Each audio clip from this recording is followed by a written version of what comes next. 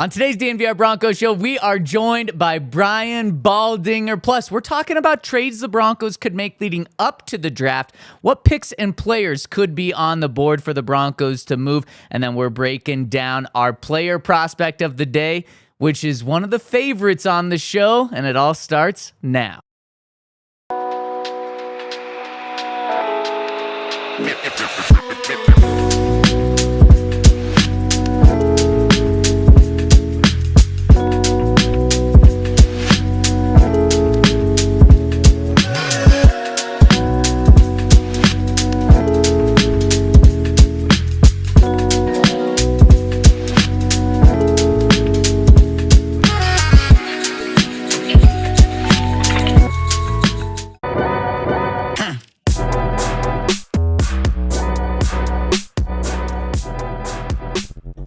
To trade or not to trade? That is the question for George Paton and Sean Payton as we are 9 days away from the draft, and we're going to break it all down on today's DNVR Broncos podcast. We are live from the Toyota Lounge inside the DNVR bar, and of course the Toyota Lounge driven by your local Front Range Toyota stores. Ryan Koenigsberg, Henry Chisholm, Dion Yahir, and Zach Stevens rocking and rolling with you on the DNVR Broncos podcast. How we doing, boys? Amazing. Yep. Amazing. Great day. Yep, made my first bet against the Rockies of the season yesterday. And Let me guess, you won. Yeah, no, it worked. There was a scary moment because part of the parlay was the Dodgers to win by 2, and the Rockies made a little run late. Yep. Runners on first and third, down 2 with 1 out in the 9th. Didn't work out for the Rockies. It would have been the most just like Rockies fan experience for them to lose by 1, and then they lose and you lose. Yeah. Yes, 100%. Yeah, no, but that didn't happen. So I'm just going to continue to keep betting against the Rockies. Although, now that the slump is over, I kind of think they're going to steal one from the Dodgers. Wait, Wow. the slump meaning they scored a run? Yes. Yeah, meaning they had gone, what was it? Was it 32, 32 I think. consecutive innings without a run? And I'm the so record pissed, was bro. The record was 40, I think. 48. Oh, So okay. they we had 2 more games. would have had to go, but the 2 games are against the Dodgers. Yeah, we were close, man. It could have been there. I just want history. That's Hey, all. we've got months to go. well, there's you- still opportunities. You might be able to get the biggest history of the worst record in MLB history got this year. 36 wins to work with to Yep. break that record. Yep. Yep. No, 37 because they're 3 wins right now, right? Yeah. And you Yeah. can get up to 40. Oh, you can get up to Yep, 40. yep, Okay. because the White Yep. Sox last year, 41 wins was the fewest ever. I just keep holding, and this will be the last Rockies talk. I keep holding out the fact that before the season, Dick Montfort said, if he would ever sell the team, he responded, "Ask me after this year." So if we have the worst year in history, you have to imagine that would, yeah. make him consider getting away. How much lower could the bar be? But at the same time, that lowers the value.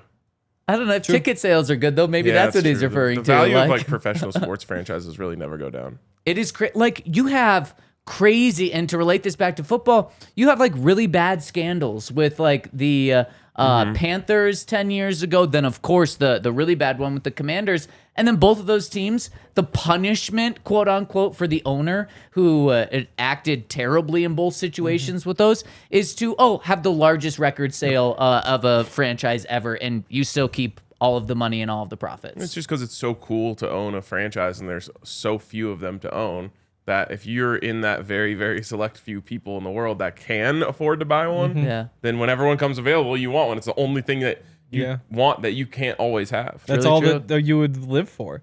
It's like, because imagine being that rich. Like, it'd be fun just to golf every day, I guess, or like, I'll just be on my boat every day. But actually owning a sports team, like, that might be the only way for a super rich person to have purpose in their life. And also, For me, like, it would throwing be it like, out there. For me, it would be even harder because like I would only want to own a Colorado team. True. So now I'd just be sitting there on my hands, just waiting for someone to screw up. You could relocate. Yeah, Just buy could the frame Panthers them. or something. Panthers send them to Boulder. Boulder. Yeah, Boulder would be the answer. Relocate The the Boulder Panthers. Yeah. Yeah. That's actually the name of Boulder High. wow. Boulder Panthers. Okay, well, Your alma somebody mater? would have to change their name. No, No, God, no. You went to the other Fairview. one. Yeah, Fairview. Yeah, I'm Yeah. sorry. It's okay. It's Yeah. only like it's got to be up to like 17 game win streak over Boulder High in football. Wow, that's pretty impressive. Would football be the team that you'd want to own? This is so off the rails so fast. No, this is good. yeah, no, this we're is good bringing stuff. it back to football. Would This- football we'll be see the if we team are. you would want to own? There's a case for like not having to worry about like just watching football, being a fan on Sundays. True. Yeah. But if it was like the Broncos, then that's the only team that I would want to watch anyway. That's a good point. Baseball would be pretty fun. I had that same thought, but I don't think I can make it number one. I would like to take over ownership of the Avs and Nuggets, and then be able to get that apartment that's attached to the to Ball Arena. We should reach out to Cronkies because I'd split it with you. All right. Yeah. So there's would that got to be be- enough bedrooms for us to, I'm sure. each have a family there. If not, we rotate. Somebody's in the stands. Would that be like a $5 billion apartment? No. Well, yes, I guess. It'd Yeah. Yeah, pretty much. Yeah. I think be cool if they would be willing to sell it on its own. Yeah. baseball would be fun if you had like the money to do the Dodgers thing, where you just build like a super team and nobody can beat you. Yeah. That does suck, actually. Like, it kind of reminds me of the Calcutta, Yeah, where there's yeah. no salary cap, so it's like you're only as good as the amount of money that you have. That damn Calcutta. I think This still goes way over my head. No Yeah, idea what you're I talking know. about. It's kind of fun that way. basketball would be fun if you had like a superstar. Like Yeah, well, eventually you're gonna get one, right? eventually. No. I mean, it happened to the Denver Nuggets. It can happen to anyone. They might leave, you know. It's like yeah.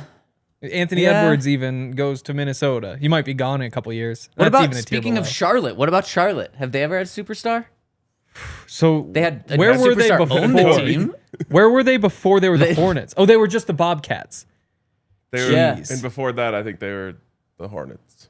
So they went Hornets, so Bobcats, confusing. Hornets. I think so. Well, there's that's another who you need to move Hornets to team, Boulder too. Yeah, Yeah. You can be the Boulder Hornets. I don't. Boulder See, Bobcats? I don't want another Boulder team. Bobcats. Yeah. I don't want another. That's team. right. Unless if you own it. That's not as cool though. I have to I have to be in-state rivals with the teams that I grew up loving. Yeah. Wow. The That'd answer be tough. definitely isn't hockey though. Hockey just doesn't quite. No. No. I do. But you just get it's like a package deal, basketball and True. hockey. I Have to would be still football. love to own a hockey team for what it's worth. And if you were the owner of Yes. the Denver Broncos, Oh boy. well, let's not say owner because that's when the bad owners come into places, when they're the ones picking. Oh. Would you draft, let's say you're GM, let's say you're George Payton. Would you draft Emeka Egbuka with the 20th overall pick? And to just give you an idea of how the show's going to go, we are going to talk about job. Egbuka. Then we're going to talk about, we're going to talk with our guy, Brian Baldinger. Then in the third and fourth segment, we're going to rank our top 10 trade chips heading into the draft. Yeah. So this is going to be a fun one, but let's start with our player profile, 15 and 15, with the guy that I know at least Ryan, is it fair to say you really like him, if not love Egbuka? Yeah. So tell me, you would draft him at 20? I would draft him at 20 because he fills, in my opinion, a top 2 need on the football team, which is wide receiver. And he does so in a way that I think no one else on the current roster does, which is reliability, crisp route running, great hands. Just that combination of skills that makes you think like on third down, the ball is going to this guy. And with Courtland Sutton also on the team, right now there's no player that contrasts his skill set. And so it's going to him on third down most likely anyway. Yeah. That's the person you want to take away most. This would be a really nice complementary player to Courtland, in my opinion. And to me, it's an investment in your best investment, which is Bo Nix. True. And I want to give more weapons to make his life easier. Sean Payton already did an incredible job without any weapons, making Bo Nix's life easy. Imagine how good he could do if he has a player who is as consistent as Emeka Egbuka. And I just want to say this because Henry loves to talk about his lack of 100-yard games over the last 2 seasons. Then I had people on Twitter who took Henry's comments and interpreted that as he's never had a 100-yard game. They The did. year before that, he had 6 100-yard Yep. games in that season. Back in 2022. So 3 years 2023, ago. Yeah. Okay. he played against alongside a guy by the name of Marvin Harrison Jr. Kind of cut into his target share a little bit. 2024, he played against a guy by the name of Jeremiah Smith. True. Cut into his target share a little bit. True. That doesn't make him any less than the player that he was in 2022. It's just a different offense. Yeah. Yeah. Justin Jefferson played with Jamar Chase and had like 1,600 yards. But Wow, again, what a counter. Who was their quarterback? Joe Burrow. But hey, we'll see. Will Howard, What do you people never say know. about that team? Best ever? Best ever, if not best team ever, best offense ever, for Yeah. sure. Yeah. They said it was a damn good time. That's what they said. That's what one guy said. Yeah, no, I think, first of all, if you guys like the receiver talk, enjoy this because this might be the last time we really dig in before the draft. Wow. This is our last receiver prospect. That's Henry saying it, not me. I'm just saying, I'm not constricting people are a it. little fed up with some of the receiver stuff. This is it. We're on to defensive linemen soon. Wow. Ryan's It's going to be okay. It's going to be okay. But yeah, I Tea mean, time. Egbuka is good. He to me is, I don't know how anybody could love him, I guess is what I would say. But I also don't see how anybody could not like him. Like he's just so safe and you kind of know exactly what he's going to be.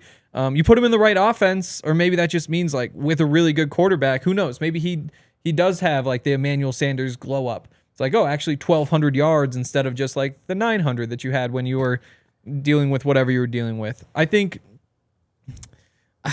he's a good player. He's smooth. He can do just about anything. He looks, I wrote it on the graphic, or I told you here to write it on the graphic. He's very polished, but for that reason, it almost feels like to put it on the graphic.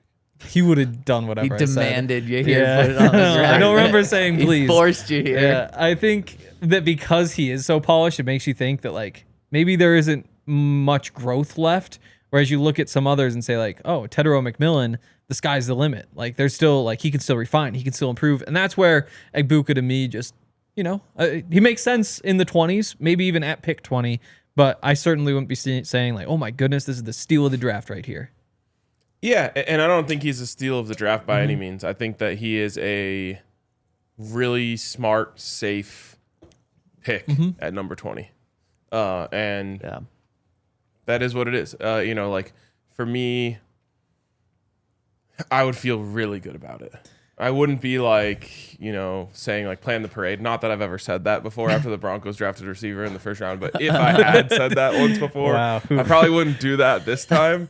But I would be really happy. Yeah. Yeah, and I think the expectations would be so different for Egbuka coming in than a Jerry Jeudy when he came in. Forgot about him. Like, that guy, yeah. like the expectations Nobody was wrong about there him. wasn't just in Denver. There were so many national guys and gals saying like, this is the best route runner we've ever seen coming out of a draft. And so it's like, okay, well, the expectations should be through the absolute roof. I think they would be tempered here, but what you'd be getting is just a darn good football player. A guy that he is going to be really good. When you throw him the ball, he's going to catch it. And maybe a little bit of a limited ceiling, though. But at pick 20, and I agree with everything that both of you said, but at pick 20, you're probably not going to get a Travis Hunter that falls to you at pick 20, where the ceiling is like, we've never seen a talent like this before. And when you're picking at 20, going with the safe route isn't always the bad option here. Yeah. The only thing that comes to my mind when I think about like limited ceiling is I remember when Justin Jefferson came out, and it's crazy to say this just like 5 years after he was drafted, but when Justin Jefferson came out, was he the 4th receiver drafted, I think? So it was Henry Ruggs, CD Lamb, Jerry Jeudy, Justin Jefferson. Was he was before Rager? It could have been 5th. No, it was Rager. I think it was Rager. Because, yeah, the Vikings were relieved, and George Payton was relieved when Rager went off the board. So he was the 5th receiver picked. And I think a big reason to that is people were like, this guy's got a very high floor, but his ceiling, he's kind of just like a slot guy. He's a little skinny. Insane to think about. It's insane to think about. And so that's what gives me a little pause of saying like Egbuka has a limited ceiling because he's kind of like a slot guy. He's going to be a guy that's very reliable. So maybe that's not even true there. Such a good point. I mean, looking back at that draft is crazy because we talked wide receiver every day. Yeah, we talked Jerry Jeudy specifically every day. Yes, and I ended up making like this like highlight tape mix edit, as the kids are calling it these days, for all of the receivers that I thought the Broncos could potentially take, so I could tweet it out when they took them. Yeah, That's Justin COVID, Jefferson never even made it onto my chopping block. Yeah, well, he didn't even make it on the Broncos board. Like, I mean, there was no thought of them taking him at 15. Yeah, which is just crazy. Which it just shows like there's luck involved in all this stuff, because it's not like, well, maybe they did say this. I don't know if they actually believed it. Like, it's not like the Vikings said like, we had him number one. If we had the 5th pick, we were taking Justin Jefferson. Right. Yep. Right. Again, like throwing it back out there. It's a great offense, great system, all that sort of stuff. Led the nation with 111 catches, 1540 yards. Like, those are ridiculous numbers for Justin Jefferson. Yeah. Like 150 yards per game in the postseason run from the SEC championship to winning the national championship. Like there was a little bit more juice there maybe on tape. But again, at the time, it's very easy to say you're with Joe Burrow, you're across from Jamar Chase, you've got Clyde Edwards-Helaire. Like there's so much going on here. They had, whose kid was the tight end? Thaddeus Moss. Yep. You have Randy Moss, and everybody's like, oh, you have this guy too. And so maybe it happens again. I would be surprised. Random Justin Jefferson thing, because I talked to someone who coached him while he was still at LSU, and they were telling me about how amazing he was going to be. One of the things they told me is that LSU had this like technology that they had on the inside of their helmets where they could track the wide receiver's eyes to see which eye dominant they were. And some wide receivers are like so right eye dominant that they only like lining them up on the left side. Yeah. And they were like, he's the only receiver we've ever seen that's no eye. Both of his eyes are dominant. There's no difference. Wow. And we're seeing it now. That is crazy. That's a good little You know, tidbit. at the time I was like, okay, Yeah, right. like what does that really mean? And now you're like, oh, this is what it means. Wow. All right, we got our guy joining us, Brian Baldinger, in just a second, but I want to give a shout out to our friends over at Empire Today, where over at Empire, you are going to get the best floors. We've got our floor over at Empire Today, and boy, does it give us that home floor advantage, just like the Nuggets are going to have in the playoffs. They've got that home court advantage, the Avs, home ice. We got that home floor advantage. If you want the home floor advantage in your home, use that code DNVR over at EmpireToday.com to get $350 discount over at EmpireToday.com when you use that code DNVR. And they are not a big box store. They are going to help you. They're going to give you the personalized service that you need to make sure that you get the, not just a good floor in, but the best floor for your home and space.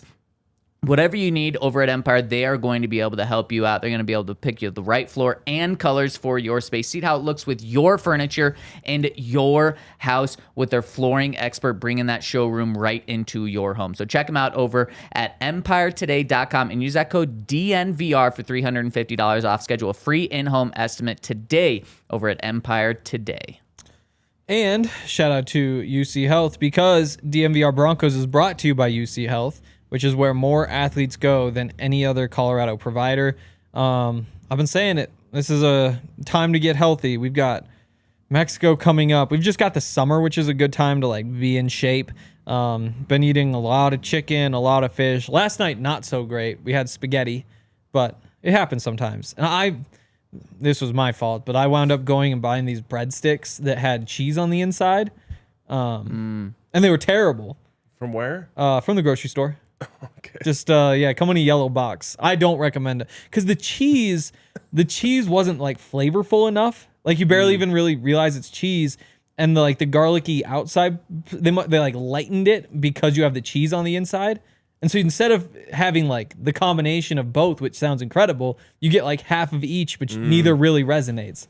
So point is, unhealthy day yesterday, and it was not worth it. Honestly, the salad I ate was better than those breadsticks, which I did not see coming. But being healthy is important. UC Health gets it. Learn more about living like there is a tomorrow at uchealth.org.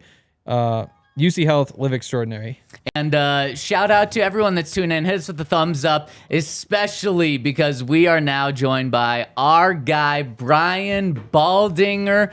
Baldy, we are less than 10 days out from the draft. How you doing? I'm good, Zach. I'm good. Good to be with you guys. I'm like everybody else, man. I'm waiting for Christmas to come, and we can start talking about new faces and new places and all that kind of good stuff. Yeah, exactly. We are so pumped for it. And Baldy, I mean, you said it's Christmas. That's how a lot of NFL teams feel about the draft.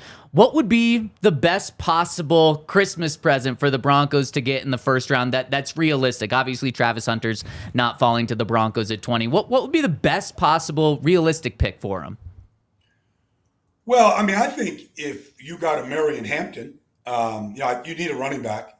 So I think that's a position of need. Now, Sean Payton, if you look at, Pierre Thomas and Reggie Bush, I mean, he loves running backs that can catch, out of the backfield, line up and receiver, like multiple. And Marion's not the best at that, but he's a good back. I think they need a linebacker. You got 3 linebackers all coming back from major injuries. Like, who knows how it's all going to work out for Singleton and Greenlaw and all these guys.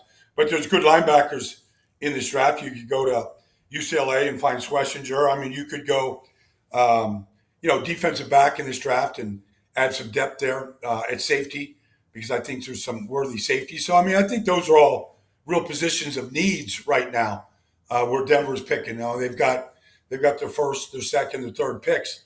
I don't think this is going to be that hard to, find good players in this draft.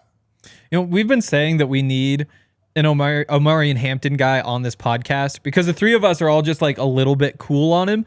I think it's mostly because Ashton Jeanty is so good. He's such a clear number one, and there's so much depth in the draft that even last year, if Omari and Hampton's in that year's draft class, everybody be fired up to get him because he's so much better than any other option.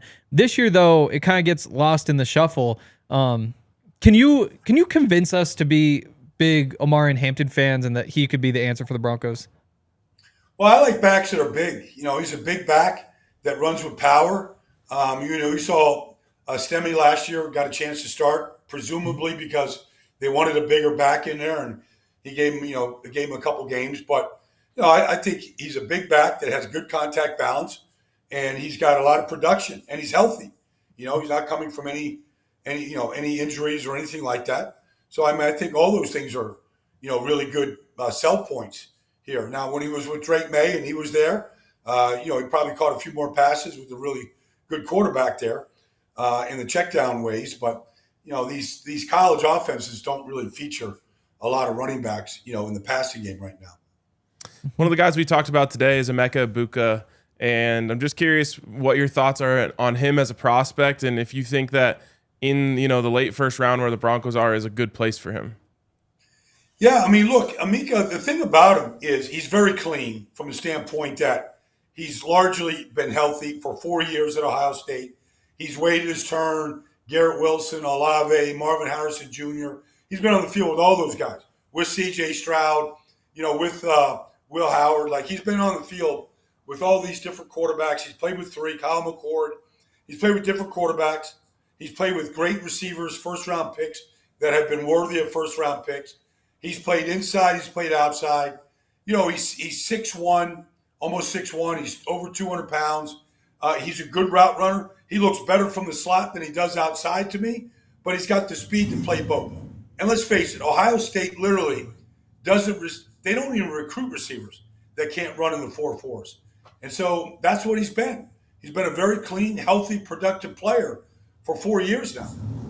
Baldy, what do you think, speaking of wide receivers, what do you think about the Broncos receiver room? Do you think they need a first-round receiver, or maybe not need, but have a big enough hole where they could go first-round receiver? Or do you think that they're set enough there where they just need to add depth? Well, if I'm building my team, honestly, I'm not – receiver might be the last position that I kind of fill. To be honest with you, I wouldn't spend a first-round pick in this draft on a receiver. Not with what they have coming back. Sean Payton, he drafted a kid from Hofstra in the 7th round, back in the day, and he ended up becoming the all-time leading receiver the first 2 years in this league. But he had size, and he knew how to get open. I don't think it's a position that he covets with a first-round pick. I think they have enough there. We saw some development from Mims, and certainly Sutton came on, and as the quarterback got better, Vaughn, caught some passes. And so I think the ball got spread around pretty good. I don't know Evan Ingram's role right now, if he's the go-to full-time, you need a route, you got to win on third down. If he's going to be that guy yet. He's been that guy at times in New York and in Jacksonville. I don't know. He doesn't really have the size, I think, that Sean likes. I think tight end is still a real possibility in this draft because guys like Mason Taylor don't come along. Those type of receivers that can run like that with production and size, that they don't come around, in every draft. If the Broncos don't go after running back in the first round, it could be a defensive lineman just because they've got 3 of their top 4 on expiring contracts this year. Other than Mason Graham, who's going to be gone by the time the Broncos pick for sure, do you have a favorite among the rest of the defensive linemen, the interior guys who could go to the Broncos? Well, I have a bunch of them. Walter Nolan's a great player. He's not Jalen Carter. I'm not going to put him in that category, but he's a good player. He shows up. He's got really good movement. he's never going to have a weight issue. He was the number one high school player in the country when he went to Texas A&M. But this is such a deep draft. But when you look at the players, the guy next to Mason Graham, right now at Michigan, like he intrigues me in what he might be able to do. If you look at Derek Harmon at Oregon and what he might be able to do. I mean, Kenneth Grant is what I was trying to think. I was just blanking there at Michigan. But I texted the defensive coordinator at Michigan. I'm like, what's the difference between Kenneth Grant and Mason Graham? Like, could Grant become a better pro? He said, well, he's got to play more consistent pad level. He's got to be he's got to be more consistent all the way through. But could his ceiling be higher? Because I believe it could be. So, those are guys that are right there. But, Alfred Collins and Joshua Farmer. And, there's a bunch of guys in the second round that all looked the part to me, physically looked the part. The tape sort of looks like it as well. So there's a bunch of guys that can play 3 technique, inside 4, nose tackle. When Denver plays the reduced fronts, that could work with Zach Allen and some of the guys that they have, DJ Jones, some of the guys they have up front right now. Baldy, what do you think the Broncos need to do or could do to really reinvest in Bo Nix? If it's not necessarily a wide receiver early in the draft, do you think that the best move for them is to draft someone who directly helps him, or do you think it's more just get what you get and make the football team better? Well, you like to see a guy that could get on the field this year. And, it took the rookies last year a little while, but it took the quarterback a while to figure it out. I just feel like tight end is such a need, even with Evan Ingram there. They filled a hole. But I just feel like every quarterback benefits by having a big-time tight end. If you look at Trevor Lawrence, his best year was when Evan Ingram was there, and he caught 100 passes. And he had an outlet. And they ran all these different routes for him to beat man coverage, rub routes, and they had, the offense was clicking for a little bit. But I feel like that what tight ends do in the red zone, what they do in the middle of the field, how they run through zones with their size, they're easier to find. Because even Brock Purdy was talking about this. I don't want to get off the topic, but quarterbacks, even at Bo Nix and his size, you basically see about 60% of any play. 40% is occluded in some way. That's why big tight ends are so valuable, because you can see the head, the hand, the body part. What Sam Laporta did in Detroit. When they're running through these zones and they're running these crossing routes and stuff, it's a lot easier to find them than a 5'11" wide receiver from the slot. They're just easier to find. I think if you're asking me how to help the quarterback out, that's one way to help him out. And Baldy, you talk about a big-time wide receiver. When you say that, I think of a guy that you kind of comped to Rob Gronkowski a couple of months ago, and that's Tyler Warren. And whether it's for a big-time tight end like a Tyler Warren and Coulson Loveland, do you think the Broncos, with Sean Payton's history, are looking to trade up in this draft, stay put, make a trade before the draft? What do you think the Broncos will do in terms of potentially any movement in the draft? Well, you have to look at what you have right now. I think they had 5 picks last year. They don't have a lot of picks, and so they don't have a lot of ammunition to trade up. You got your 20th pick, your 51st pick, but you got 5 picks, so they're a little short there. But I don't think Tyler Warren's getting past the Jets at 7. But if something happened where he did, you'd have to that guy is just a difference maker to me. So, but Coulson Loveland, could he fall past 15? He could. Could he get past the Chargers, who would be very interested? He could. It's possible. But, I thought, if he would somehow fall past the Chargers, where the Chargers go receiver or running back at that spot, and there's the Broncos, you would think that you would be highly, highly interested. I guess the Chargers picked 22nd, right? So they're picking right behind. So, if Coulson Loveland is there, there's no doubt Harbaugh's going to be interested. It's a position of need. It's a guy that he recruited, that he coached. There could be a real battle for a guy like that. if he would get that far in the draft. I think you have to be interested in, a 6'6" receiver that can run like that.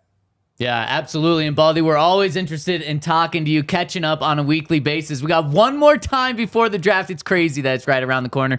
Thank you so much for joining us, Baldy. All right, guys. You bet. I'll talk to you next week. Right on, man. Thanks, Baldy. Always love talking to Brian Baldinger. And man, that was wonderful. Music to my ears. You made me feel comfortable about no wide receiver again, because I gotta say, you guys are convincing on the wide receiver part, and I feel like it's every day where I'm questioning myself, and I need others to be like, no wide receiver. But you guys have also sold me. If it's Egbuka, if it's Golden, those would be really What exciting. about T-Mac? I don't know. I don't know, because more so just about like this team. Now, it would be awesome to have like 2 really tall guys, him, Evan Ingram, and then 3 really tall guys, 4, because you have Vele as well. It would be awesome to have that. I just wonder what it would mean for Courtland's future moving forward. And it seems like Courtland is definitely a staple moving forward now. So that would really put a curveball in something. Fair enough. We can move off wide receiver though, because that's the opposite direction of where Baldy went. I was interested to hear him talk about the tight end and essentially doubling down in that area. And I'm curious if that's something that the Broncos would actually be interested in. To me, we've talked about it before. It's like you're really playing for year 3 if you're drafting a tight end here. And that would be a telling move to me. Rather than going for the instant flash in the pan of, let's say, a running back. Yeah. That's very fair. I think some of it is football isn't as easy as just like who do you have at what position. Like, it comes down to situations. And so if you wind up in a third and 10, having Evan Ingram, you're set at tight end, you'll throw the other receivers out there, it'll work. But what happens on like a 2nd and 3 when you want to run the ball? Like, are you going to throw 2 tight ends out there? Right now, it's Adam Troutman and Nate Adkins, you would guess. Could you upgrade that by adding a different tight end? How often are you using that guy? Like, how many situations does he help with? Or how many times does he change your plans because on 1st and 10 you say, hey, instead of 11 personnel, let's throw the extra tight end out there because we have him. And I think that's the tough part. That's why Andre always says that, drafting a tight end is an identity piece, because it swings so many of those situations into, like, these are now 2 tight end situations. You just have to be able to, I think, run the ball pretty well when you go that route.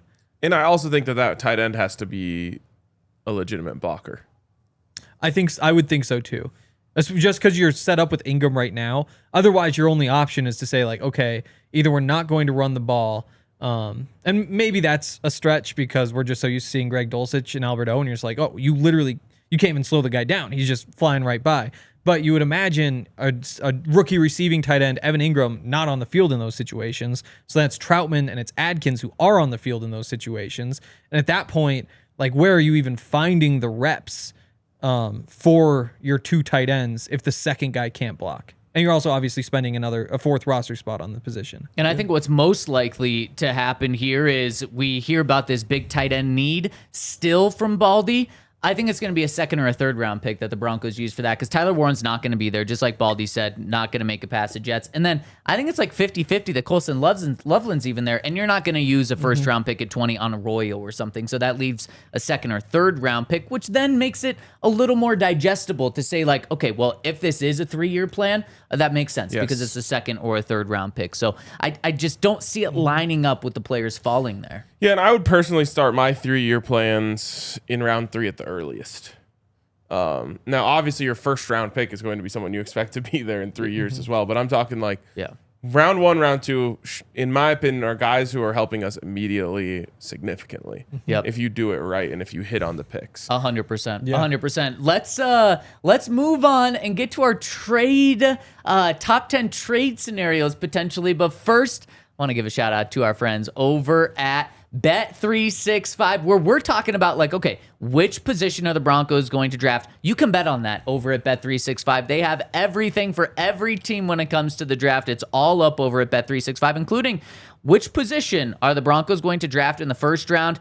Guess what position is the favorite to be drafted by the Broncos? Running back. Yep, running back plus 135. So if you think it's running back, you can still get plus money. Receiver, Ryan, you'll like to hear this, is number 2 at plus 300. There we go. Defensive line, Henry, you'll like this, plus 500. Offensive line, plus 750. Tight end, man, if Baldy wants to get in on this. Tight end plus 850. And the last position in terms of odds, the longest odds is kicker, punter, or long snapper at plus 25,000. So if you think the Broncos are going to draft a punter to replace Riley Dixon, bet $100, you're going to win $25,000. I wouldn't recommend that, but you can get in on everything over at Bet365. And the awesome thing is you can do it with bonus bets. If you deposit $10, place a $5 bet after using the code DNVR365 when you sign up, you are going to get $150 in bonus bets which you can use right away, win or lose on your bet. So check them out. Scan the QR code on the screen and go to Bet365. Download that app and get it. Must be 21 and older, physically located in Colorado. Please gamble responsibly. If you or someone you know has a gambling problem, once help, call or text 1-800-GAMBLER. Terms and conditions apply. Also, there's only one sports bar in town that's more popular than DNVR, but you have to have a ticket to get in. Okay. So you should go over to our friends at Game Time and get yourself a ticket to Coors Field, the most popular sports bar in all of Denver. You can go get yourself drinks, watch sports on the TVs, and sometimes you get to see a baseball team score a run behind you, but only sometimes. It's a great bar. You got to check it out, and you got to go over to our friends at Game Time.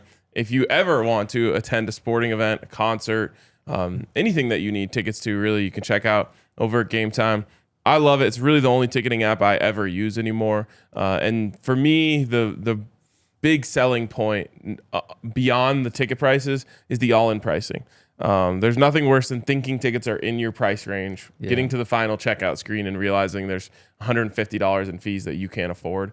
So go over to Game Time, click the all-in pricing, get the best prices already, and know what you're not going to run into, which is fees at the end. Yep. And also use the code DNVR for $20 off your first purchase. And shout out to everyone tuning in. Shout out to Baldy for joining us, and hit us with a thumbs up. We are 9 days away from draft season. That thumbs up really helps us because we are your home for Broncos. That is in 8 minutes. You hear? We are your home for Broncos draft party, and of course you can get in on our draft party over at thednvr.com/events. Scan the QR code on our screen to get your ticket to our draft party at Stoney's next Thursday night. We want to see you all there. Plus, we're giving away tickets to the home opener there. So not only get to hang out with us, throw back some drinks, eat some food, but you get in on a couple of giveaways, including home opener tickets. I'm really excited for that home opener this year. It's going to be a different buzz than we've had in many years. Yeah, it's going to be pressure. Yeah. Yep. I've been thinking about this draft show. Like, what is the storyline? Because, like, last year's storyline is just like, okay, quarterback, right? Yep. And, like, is Bo Nix there? Is it Penn? Like, what's going to happen? Or, like, the Jerry Jeudy draft. The whole time, we just wanted Jerry Jeudy. Yep. Like, we were just, Jerry Jeudy, please. Oh, nobody's taking him. And it was a lot of fun. Or, like, there was I guess the other recent one would have been Fields or Pat Surtain. It wound up being, but the divide with quarterbacks. This year, the storyline isn't as obvious. No, it's very much up in the air. We might need to have a podcast about that. Because I don't know really what it is. You just reminded me, like, what were we thinking the Broncos were going to do if it wasn't Bo at 12 last year? I wanted Bowers, which, hey, it didn't age perfectly because you wound up with a good quarterback, but at least Bowers turned out to be good too. Yeah. Also interesting on Bowers, I just pulled it up. At no point in the pre-draft process was his average spot in mock drafts outside the top 10. Like, the entire way through, everybody's saying, like, this guy's a top 10 pick. This guy's a top 10 pick. The Jets had the number 10 pick, and by the end, about 70% of the mock draft said the Jets are taking a tight end. So as much as it feels like Tyler Warren's going to be off the board early, and like that the Jets are going to be the ones who did it, we kind of did the same thing last year, and they didn't do it. Tight ends can slip. You know what we need to do in the next 8 days or so is talk about, like, when is it worth it to move up for a guy that slips? Yeah. Like if a Will Johnson falls, if a top 10, if a Mason Graham somehow makes it out of the top 10, do you move up? Because those are great questions. And we also have a great little way to end the show, and not even end. We got plenty of show left. True. Henry, why don't you take us through this? So we will be ranking. First, we'll be ranking the top 10 trade assets for the Broncos, and I think we should probably include draft picks. Yep. And just say like, we'll start. I think this is pretty easy. Your number one asset's Bo Nix. You're not actually going to trade Bo Nix. Okay, yes. But if you're just saying like in terms of the trade value of what you have right now, he's number one. And what I like about this is eventually we're going to get to a point where you cross the threshold. Yep, And exactly. You say, okay, right here is where you might be able to get enough value to convince you to make this move. Yep. And then we can circle around and say like, who is actually most likely to get traded in the next 10 days? So best trade value, meaning you can get the most for them. Yes. And this time last year, this was about the time they made the Zach Wilson trade. It was, a week from today. Yeah. And then John Franklin Myers was during the draft, right? Yes. Yep. So they Day added 3. in this situation last year, but who knows? Maybe that means they're due to subtract. Yeah. No, very good point. So are we putting Bo on here? Yep. Yeah. He's number one. Yeah. Yep. I mean, he's I easy number one. I don't. I Payne, disagree yeah. about that. I disagree about easy. How? Okay. Because Pat Surtain, you have He the has a new contract. you have the defensive player of the year on an affordable new contract. It's a Still 20, another- It's it's a still- 20% discount. It's still from the highest paid corner in the NFL right now. How much is the discount for Bo over the next 4 years, though? That's like a 90%, 50 to 5. No, it's big. Yeah, and I just had to throw Pat's Okay. name out there. You do when it's quarterback, you do get to him being number one. Mm-hmm. But then I would say Pat's an easy two. Nik Bonitto is the only one that's tempting because again, contract. You But get that one he's cheap getting year. a new contract So, this year, likely. You brought up Bonitto yesterday, and I thought about this. Like, if the Broncos were to trade Pat Surtain, the package that they would get back is much larger than they would get for Nik Yeah. Bonitto. It would be. It's at least 2 ones. Yeah, Yep. and that's not what you're getting Even for with the Bonitto. contract. So I would put PS2 at 2, fittingly. Okay. And then Yeah, is that's it Bonitto 3? At some point, we start talking about what is pick 20 worth also. Well, and yeah, so Yeah. Bonitto, what's his situation contract-wise? One He has more year. One more year, but you can expect him to get a deal this year. This year is his last year on the deal? Yep. Yep. One more year. One cheap year, and then you're paying market price after. But you're likely I paying would it this year. probably say pick 21 is higher than. Because pick 21, you're guaranteed getting a higher pick than that, right? So here's what I would ask. Would the Colts trade the 14th pick in this draft for Nik Bonitto? Yeah, I don't think so.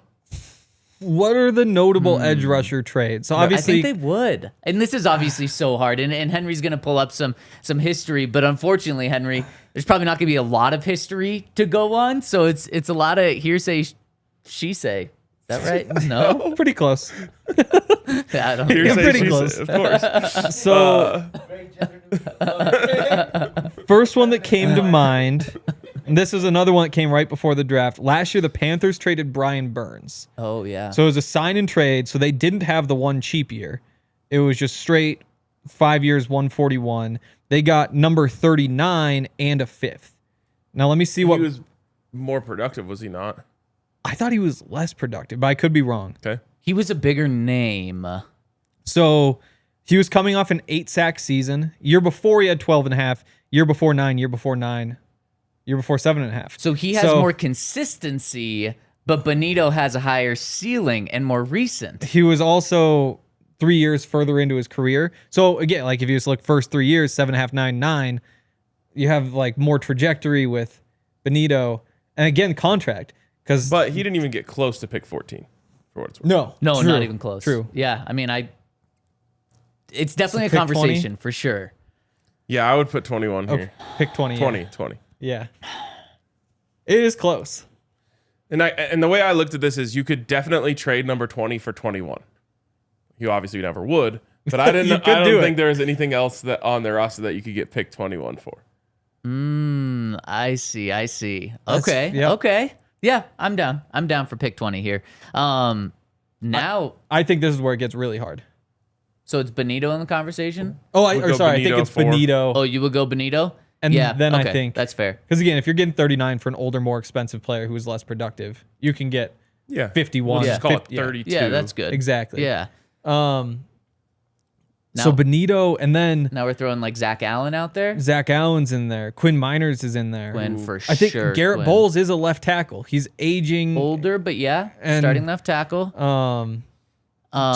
Courtland might be in there because again, it's 1 year for cheap before you really have to pay him market value. Oh, Evan Ingram. Evan Ingram. Since the Jags doubt cut him, it. maybe it Yeah. puts him down a little bit. What about others on the defensive side? It's not Franklin Myers. So let's you just- wouldn't think Cooper. For the sake of this argument, say Nik Bonitto's value is like pick 32 sure. or 33. Yeah. And like a later pick, a day 3 pick. We also But included just for the sake of this argument, what would Quinn Miners get? that's where it gets tough. He'd get a first. So then Nik Bonitto's Is he too up high. higher? Again, you have to pay him market value though. Bonitto, again, if you give him a 4-year deal, you have one cheap year before that. You get him at a 20% discount, which And I mean, I what's think the age difference there? Are they both about the same age? 3 years maybe. Okay. what is Quinn? 26. I guess 26, maybe 27 now. You're getting a guy that I think right now, if not right now, in 1 year, is just going to be considered the best guard in the NFL. yeah. That's a first round pick.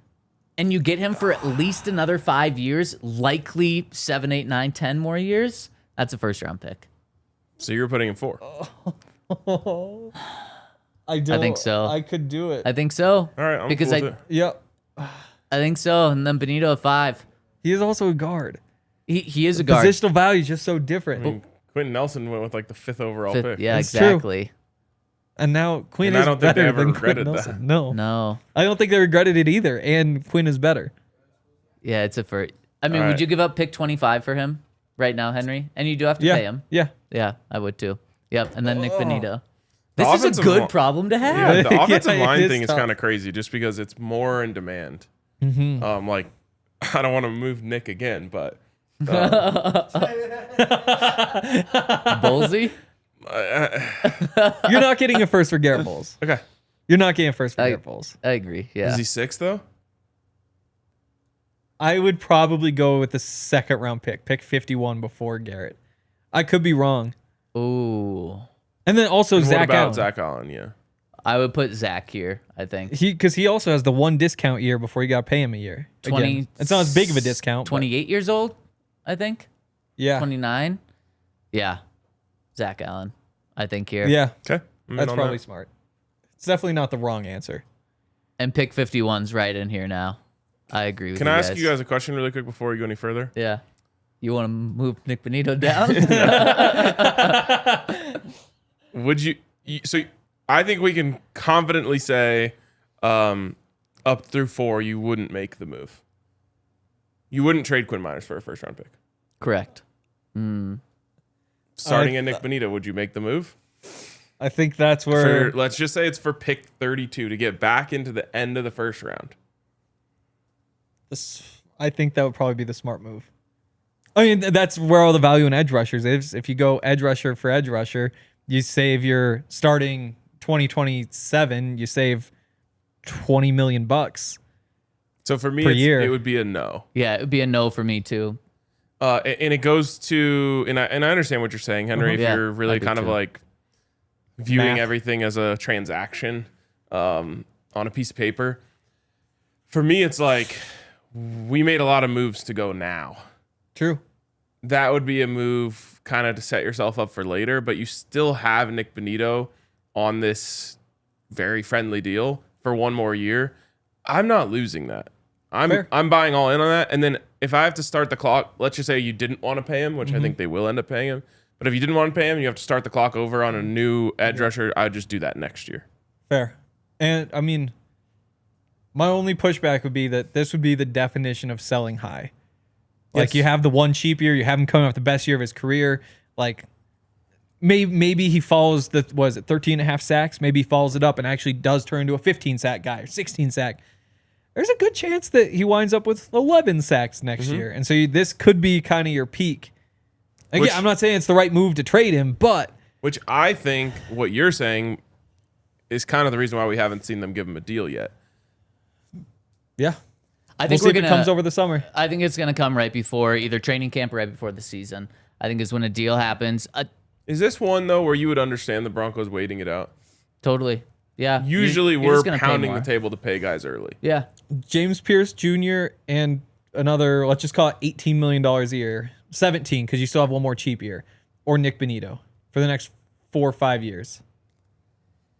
Because that's a lot of money in free agency. I see your point, Henry, but the thing with Nik Bonitto is this is exactly what you expected and hoped for when you drafted him. He was raw coming out of Oklahoma. You realistically didn't expect him to be great year one. Year two might have been actually disappointing because you didn't see a significant bump then. But then year three, he exploded. So you drafted a really talented project, and then the project hit in year three. Maybe he actually can be a 15, 16 sack guy. But to your point, Ryan, yeah, I'm okay with paying Nick a couple of $1 million more per year, waiting midway through this season to give him the deal because you found out, through 8 games, he has 8 sacks. He's the dude.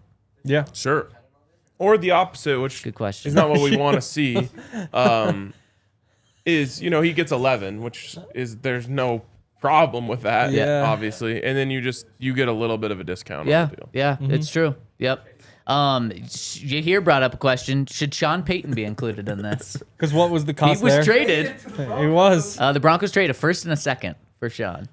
So past history would We're not indicate putting him on this. he's higher on the list. Sorry, Nik He's Bonitto. higher on the So list. he would actually be, if we took the first and second round value, He'd be number Sean he or would be Pat? number 3. Yeah, is he Sean? Is it Sean or Pat? That's crazy. He's older now. Should we include him? Sure. Yeah, It's okay. Move everyone from pick 3 down one spot, Sean Payton. Because I think That's Yaya's fault, Dion. That's friendly fire from the production yeah, it really side. is. Oh. I think that Sean's value has only increased since he got here. Other than the age, Sean's 3. Yep. the clock is ticking.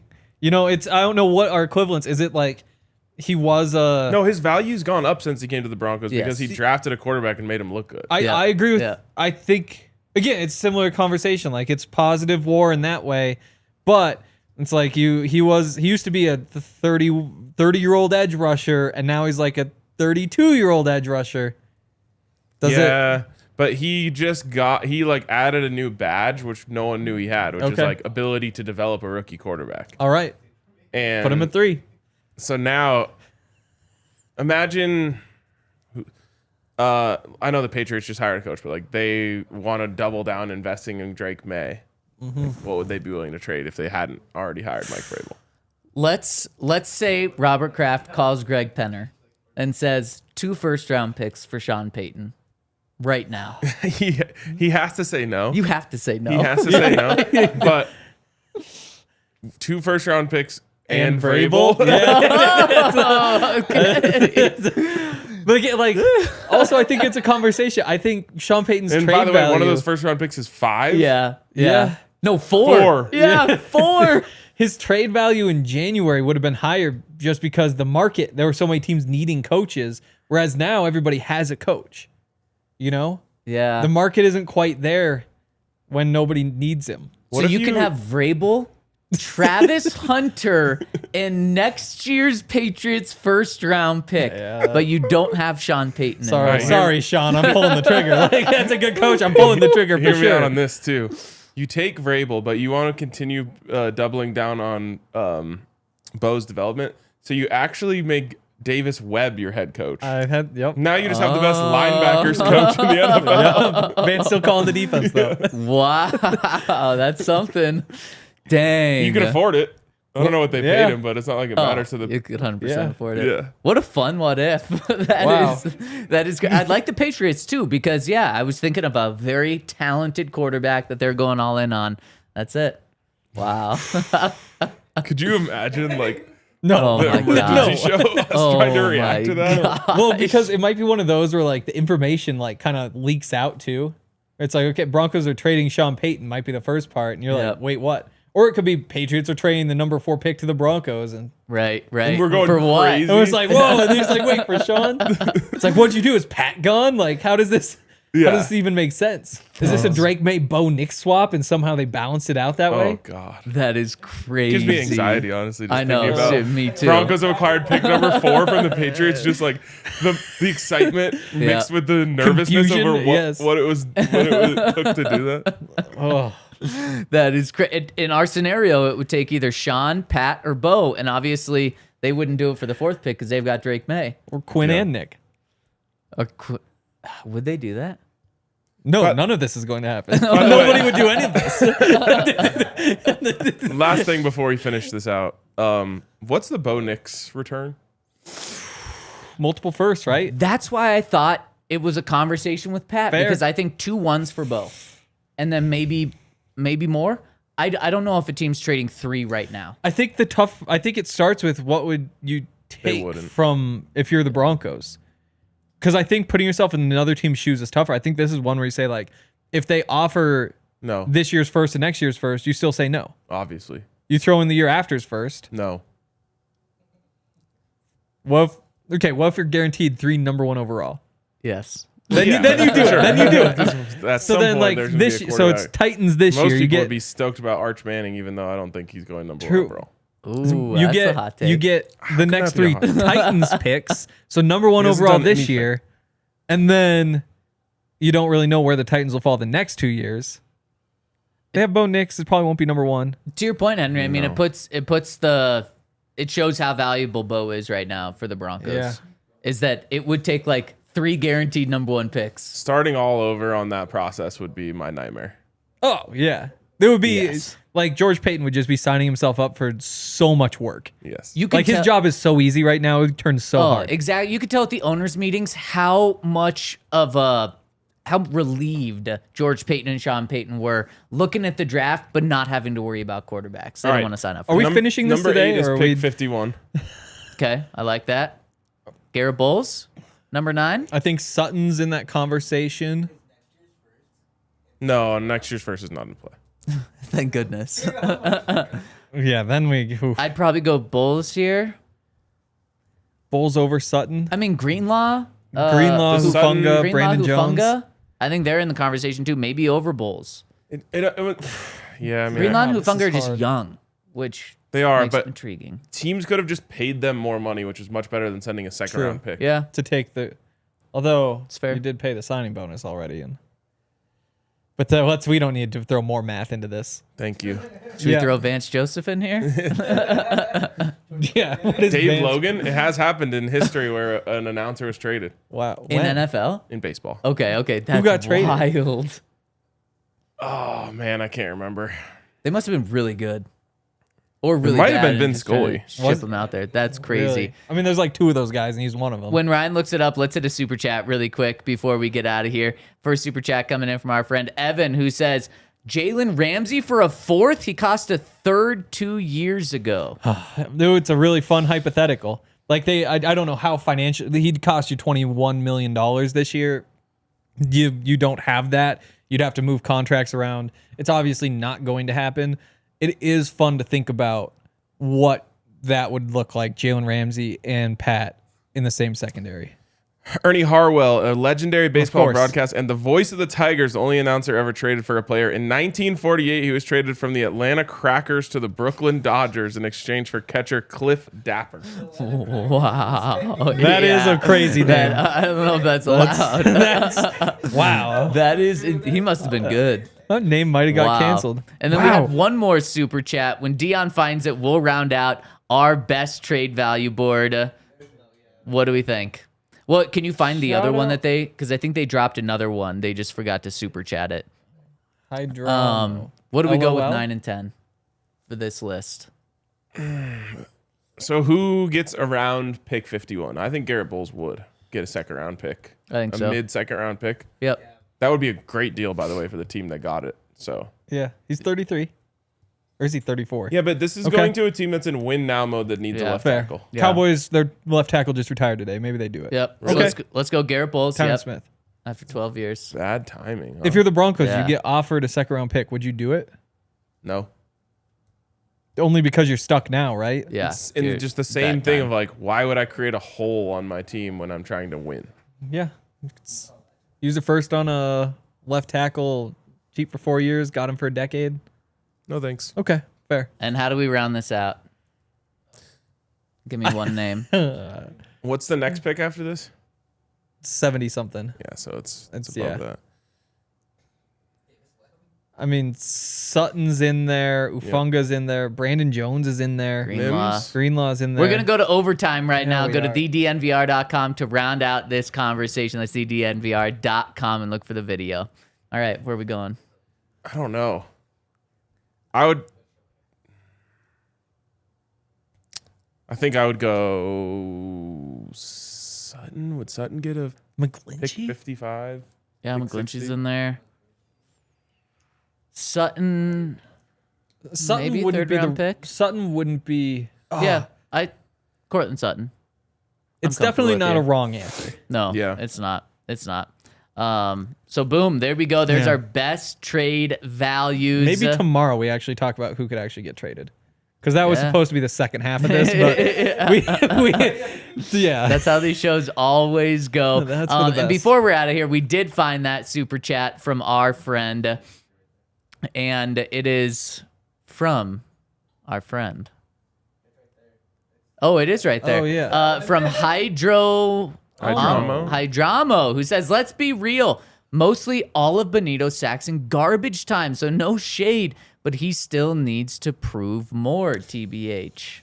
So I do think he had 3 more. I think the number was 7 garbage time sacks. I think second most was 4 garbage time sacks in the NFL this year. Again, when you have a bunch of sacks, What does garbage time mean? Up by 14 or more? with more less than 5 minutes. I can't remember if it was 90% or 95% win probability, one team or the other.